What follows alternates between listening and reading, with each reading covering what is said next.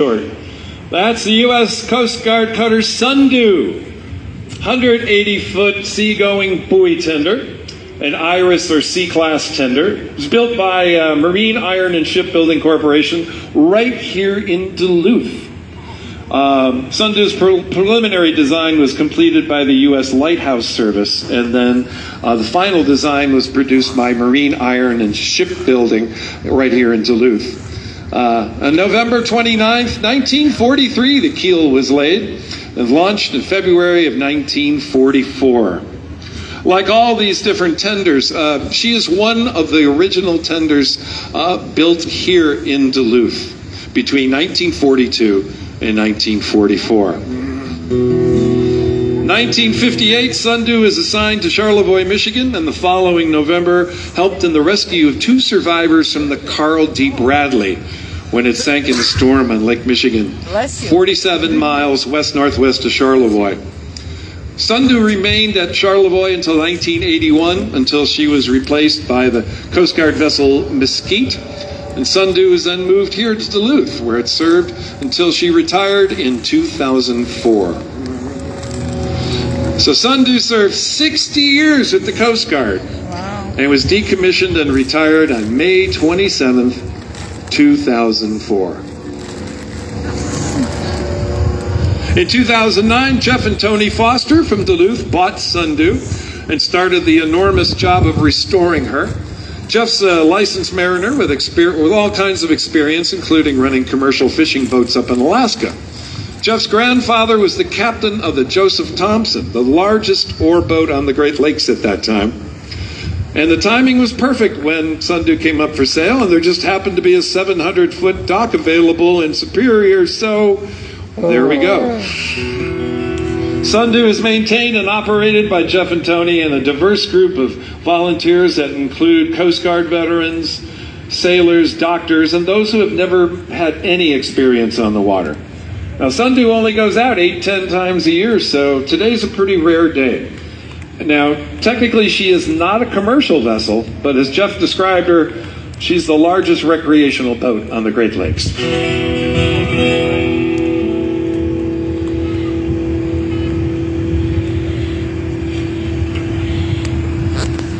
And coming in behind Sundew, we have schooner Zito. She's a 3-masted, bald-headed turn schooner. Bald-headed means she doesn't have top masts or top masts. So she's sort of cut off at the bottom. I think it's a really pretty rig that way, too. She was built by Ralph Zimmerman in Sarasota, Florida, and launched in 1957. Design is sort of a mid-1800s New England fishing schooner design.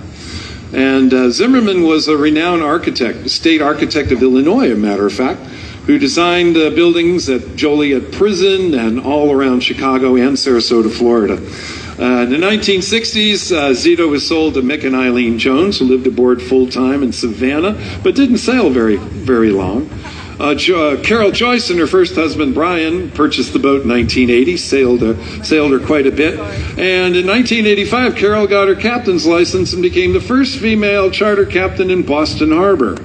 1988, Carol and Marty swallowed the anchor and moved to a farm in western Massachusetts. Zito was donated to the Massachusetts Maritime Academy, and eventually Mass Maritime sold her to Dr. Alex Kramer, a dentist from Duluth. Zito came to Bayfield in 1997 when Dave Zotreck added her to his Apostle Island cruise service fleet. Doug Hansen purchased Zito in 2003, and the vessel went under a 5-year refit with a whole bunch of wooden boat people, including Doug McKinney. Lake Superior Tall Ships purchased Zito in 2023 to increase their sail training capacity and take a whole bunch more kids out on adventures on the water. Oh, by the way, Zito means "long live the king" in Greek.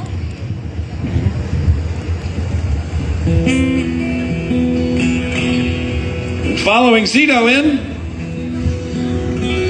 is another one of Lake Superior Tall Ships, Abbey Road. Their mission is to teach youth seamanship, personal responsibility, teamwork, and self-esteem while building skills in leadership and citizenship. I got to tell you, somebody who's worked with a whole lot of kids on the Great Lakes, there was nothing like going sailing. On a tall ship, you have a certain camaraderie that is unlike any other. And basically, you have to really rely on your shipmates, not only just for normal things like dinner and enjoyment, but also to keep each other alive when things get tricky.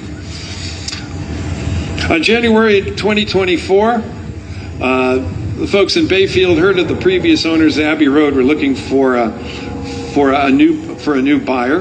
They were looking for a nonprofit organization, if possible. So they accepted the donation to Abbey Road on April 7th, 2014, and began taking kids on adventures they call basically unplugged experiential sailing.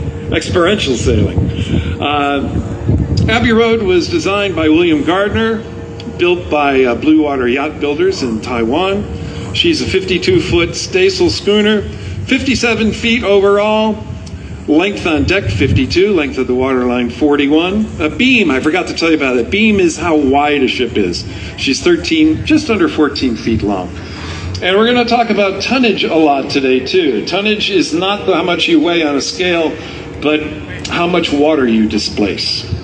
She has a net sail area of up to 2,400 feet, a Cummins Mercruiser 150-foot engine down below, 2 heads or bathrooms, and something you don't see on tall ships much, a bathtub.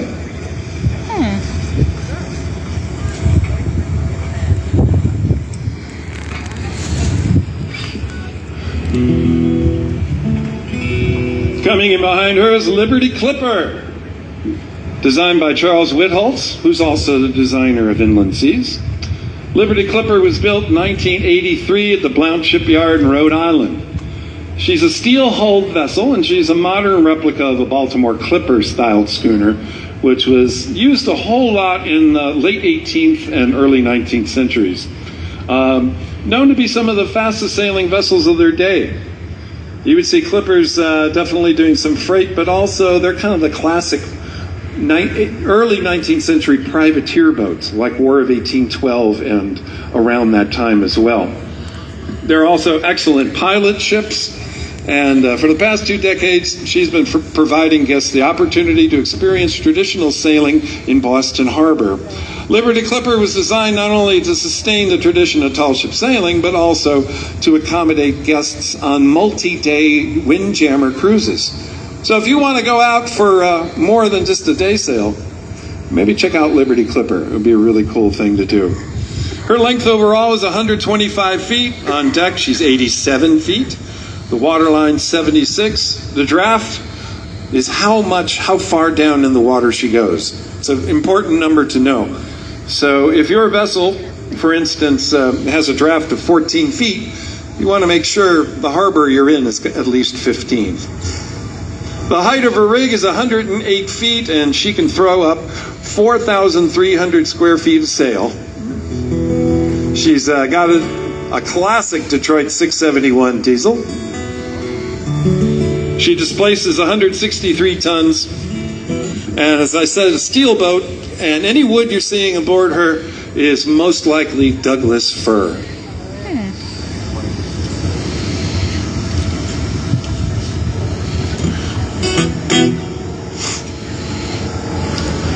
Now, while we've got the bridge down, we're going to have another flight of ships coming in fairly soon.